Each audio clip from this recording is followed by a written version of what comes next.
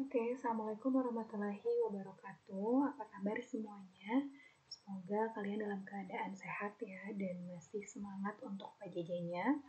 Ketemu lagi sama Ibu untuk hari ini kita masuk ke pertemuan 3 mata pelajaran PKWU kelas 11 dengan materi sumber daya.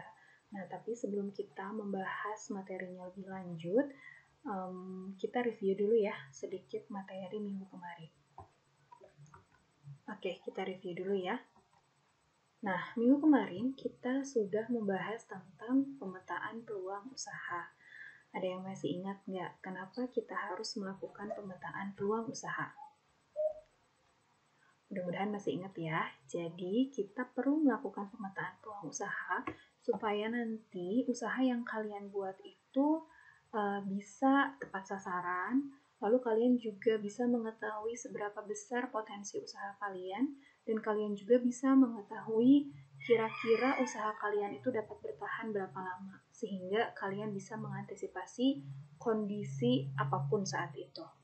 Nah, minggu kemarin Ibu memperkenalkan salah satu metode untuk kalian melakukan pemetaan peluang usaha. Apa metodenya? Yaitu analisa SWOT. Oke, masih ingat ya? Jadi SWOT ini merupakan suatu singkatan. S-nya adalah strength atau kekuatan. Minggu kemarin Ibu mengambil contoh produk rendang ya. Nah, masih ingat nggak apa kekuatan dari produk rendang? Coba diingat-ingat lagi. Ya, kekuatannya adalah bahannya mudah dicari ya. Bahannya itu kan daging sapi. Nah, daging sapi itu mudah dicari. Selain itu, kita juga tahu bahwa rendang banyak disukai oleh orang-orang, terutama oleh masyarakat Indonesia. Lalu W-nya apa? W-nya adalah weakness atau kelemahan. Nah, apa kelemahannya dari produk rendang? Kelemahannya adalah karena tadi bahannya adalah daging sapi ya. Karena bahannya adalah daging sapi. Nah, seperti yang kita tahu harga daging sapi itu tidak stabil ya. Kadang naik, terus kadang turun, seperti itu. Lalu kalau kita lihat di berita juga terkadang daging sapi ini suka dipalsukan dengan jenis daging yang lain. Itu adalah kelemahan. Lalu yang ketiga, O-nya apa? O-nya adalah opportunity atau peluang.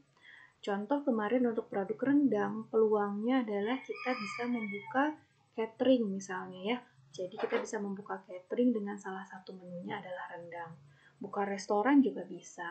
Lalu selanjutnya adalah T. T-nya itu threat atau ancaman. Tentunya setiap usaha itu memiliki ancaman ya dari luar. Nah, contoh ancamannya apa? Contoh ancamannya adalah ketika produk kalian itu makin disukai, tentunya akan muncul pesaing. Nah, pesaing ini yang disebut dengan ancaman, salah satu contoh ancaman.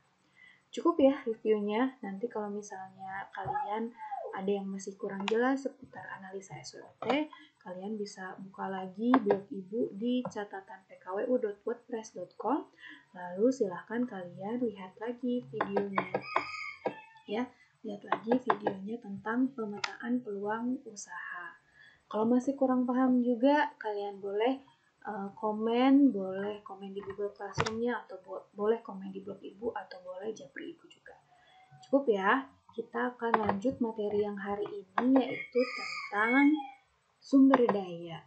Nah, pertanyaannya adalah, mengapa sih kita perlu mempelajari sumber daya yang dibutuhkan dalam usaha? Jadi, kenapa sih kita harus tahu sumber daya apa saja yang perlu ada ketika kita ingin membangun sebuah usaha? Mengapa? Tentunya agar usaha atau bisnis kalian itu pengelolaannya itu menjadi lebih efisien. Jadi, semuanya sudah direncanakan. Sumber daya yang dibutuhkannya sudah disiapkan semuanya. Sehingga ketika misalnya saat sumber daya itu dibutuhkan, itu sudah ada, sudah siap gitu ya. Berbeda dengan usaha yang tidak direncanakan sumber dayanya sebelumnya. Nanti tiba-tiba mendadak, oh ternyata perlu sumber daya ini gitu, dan pas dicari ternyata tidak ada sumber dayanya. Nah, tentunya itu tidak baik ya ketika kita menjalankan usaha. Jadi, sumber daya ini perlu kita pelajari untuk nanti kita siapkan, dan untuk pengelolaan usahanya itu nanti ke depannya menjadi lebih efisien. Seperti itu ya. Kita lanjut. Apa saja sumber daya yang dibutuhkan dalam membangun usaha? Nah, ini Ibu rangkum dalam 6M. Nah, biar kalian mudah untuk mengingatnya ya. M yang pertama apa? M yang pertama adalah man atau sumber daya manusia. Nah, ini di situ sudah ada ya di slide-nya bahwa sumber daya manusia ini tentunya adalah faktor yang paling penting ketika kita ingin membangun sebuah usaha karena manusia itulah yang menjadi pelaku yang melaksanakan proses kerjanya. Jadi pelaku yang merencanakan usahanya dan juga pelaku yang menjalankan proses kerjanya.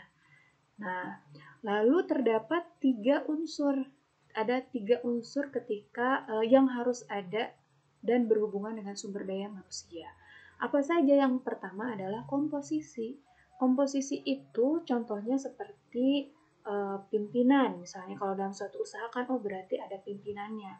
Terus kan kalau kalian bikin usaha makanan berarti ada yang memasarkannya ya. Nah, yang memasarkannya ini misalnya kita sebut manajer, misalnya manajer pemasaran, misalnya seperti itu ya. Nah, terus apalagi nih komposisinya selain pimpinan, manajer. Lalu kalau misalnya usaha makanan itu kan berarti ada chef ya, ada chef atau yang memasaknya. Nah, ini berarti chef juga termasuk ke dalam komposisi. Dan komposisi yang lainnya gitu yang memang kalian butuhkan. Selanjutnya, setelah kalian tahu harus ada komposisi apa saja di dalam usaha kalian, yang kedua adalah persyaratan. Nah, coba kalian analisa kira-kira persyaratan atau keahlian ya. Persyaratan itu keahlian atau keterampilan yang perlu dimiliki oleh komposisi yang tadi. Nah, misalnya chef ya tadi. Berarti chefnya itu harus punya keahlian apa? Tentunya keahlian memasak ya. Saya memasaknya memasak apa? Nah, itu harus diperjelas. Itu yang dimaksud dengan persyaratan. Yaitu keahlian yang harus dimiliki oleh tenaga kerja yang nanti kalian perlukan. Lalu selanjutnya adalah jumlah. Nah, jumlah juga sebaiknya sudah kalian rencanakan. Jadi kira-kira chef-nya tuh perlu berapa orang gitu ya. Kira-kira marketingnya itu perlu berapa orang. Itu yang dimaksud dengan jumlah. Cukup jelas ya untuk men ya. M yang kedua adalah money atau uang. Tentunya kita perlu uang untuk membangun usaha. Nah, uang ini nanti digunakan untuk berbagai macam hal ya, untuk modal, lalu misalnya untuk menggaji karyawan, untuk membeli bahan baku, dan untuk membiayai segala kebutuhan usaha kalian. Termasuk simpanan. Nah, ini sebaiknya juga usaha kalian itu mempunyai simpanan ya untuk jaga-jaga lah seperti itu. Ini berhubungan dengan uang. Selanjutnya selain uang, yang M yang ketiga, sumber daya yang ketiga yang harus kalian siapkan itu adalah material atau bahan baku. Bahan baku yang dimaksud di sini itu dari mulai bahan mentah ya, dan bahan setengah jadi juga itu termasuk ke dalam material. Ini harus kalian tentukan. Kenapa? Misalnya nanti kalian itu ingin membuat produknya itu keripik kentang gitu ya. Nah, ini kalian harus menentukan nih, berarti kan bahan bakunya itu adalah kentang ya. Nah, ini kalian harus menganalisis ini kentangnya itu nanti dibelinya di mana. Terus kira-kira kentangnya itu kalian perlunya tuh yang spesifikasinya tuh seperti apa gitu ya. Misalnya ukurannya seperti apa gitu, ukurannya seberapa besar gitu ya. Nah, itu harus ditentukan di material ini. Selain bahan baku tadi, tentunya mungkin ada bahan-bahan yang lain yang kalian perlukan juga itu harus kalian tentukan itu akan dibeli di mana, harganya berapa gitu ya. Nah, itu yang dimaksud dengan material. Cukup jelas ya. Selanjutnya, yang keempat adalah mesin. M yang keempat itu adalah mesin. Alat ya, mesin itu adalah alat. Tentunya ketika kita ingin memproduksi sesuatu, itu kita memerlukan alat. Nah, coba kalian pikirkan kira-kira alat untuk membuat usaha, misalnya makanan tadi ya, itu apa saja yang diperlukan. Zaman sekarang tentunya banyak sekali alat-alat atau mesin-mesin yang mempermudah kalian ketika kalian ingin membuat sebuah usaha makanan khususnya ya. Misalnya di sini Ibu sudah mencari salah satu website. Nah, ini kalian bisa akses di website ramisia.com. Di sini terdapat beberapa contoh mesin yang dapat mempermudah usaha kalian sehingga pembuatan produksi makanannya itu bisa lebih cepat. Nah, tentunya sebanding dengan harganya ya. Contoh misalnya mesin-mesinnya itu ada mesin donat nih, seperti ini. Biasanya kan bikin donat itu pakai tangan gitu ya, manual pakai tangan, dibulat-bulat, dibolongin, itu kan jauh lebih lama dan repot. Nah, tapi sekarang nih seiring canggihnya teknologi sekarang itu ada mesin donat. Jadi ya sudah tinggal masukkan bahan-bahannya, lalu donatnya nanti sudah terbentuk seperti itu. Nah, ini ada mesin donat, ada mesin pembuat mie, ada mesin buat bakso, ada mesin takoyaki, ada juga mesin egg roll. Nah, ini dan masih banyak mesin-mesin yang lain. Ini hanya beberapa contohnya saja. Seperti itu. Selanjutnya, M yang kelima ya sekarang ya. M yang kelima adalah metode atau cara kerja. Ini juga sangat penting. Apa yang dimaksud dengan cara kerja? Simpelnya adalah kalian itu harus mempunyai aturan atau SOP, Standard Operational Procedure. Harus mempunyai prosedur atau aturan yang berhubungan dengan usaha kalian. Contoh, misalnya kalian harus punya SOP produksi produk kalian. Misalnya tadi keripik kentang ya. Itu kalian harus punya tuh resepnya, resep andalannya itu ya, SOP-nya, cara memasaknya seperti apa, itu harus jelas gitu.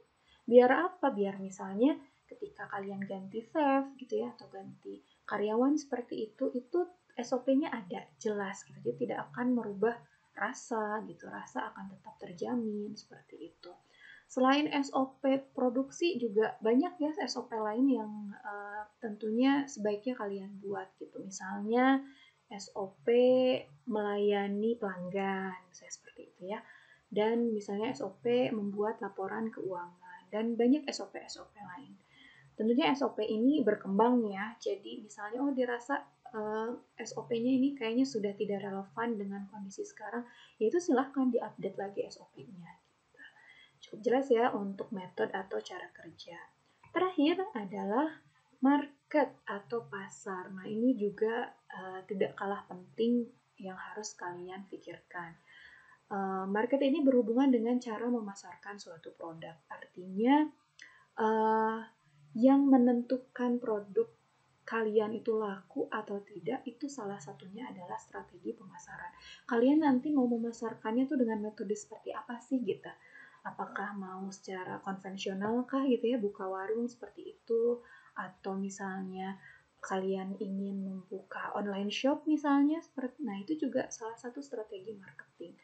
Dan untuk market ini nanti kita ada analisa tersendiri ya, nanti kita ada namanya analisa targeting pasar gitu. Kita nanti akan mengsegmentasi pasar biar produk kalian itu tepat sasaran. Nah, itu ada lagi analisanya khusus untuk pasar. Dan Ibu ingatkan lagi, nanti semester 2 juga kita akan mempelajari digital marketing lebih dalam lagi. Karena kan seperti yang kita tahu ya, sekarang semuanya sudah serba digital, dan itu menjadi peluang untuk kalian bisa berwirausaha secara digital juga. Oke, 6M sudah Ibu sampaikan semuanya. Mudah-mudahan materinya cukup jelas ya. Seperti biasa, kalau misalnya ada yang kurang jelas, kalian bisa bertanya kepada Ibu via Google Classroom atau via blog Ibu, atau boleh japri Ibu juga. Untuk selanjutnya, kalian nanti akan menganalisis salah satu produk. Kalian akan mencoba menganalisis salah satu produk yang nanti detailnya akan Ibu sampaikan di kelasnya masing-masing. Itu saja dari Ibu untuk hari ini. Terima kasih banyak, semoga bermanfaat dan semoga kalian semangat selalu. Terima kasih. Assalamualaikum warahmatullahi wabarakatuh.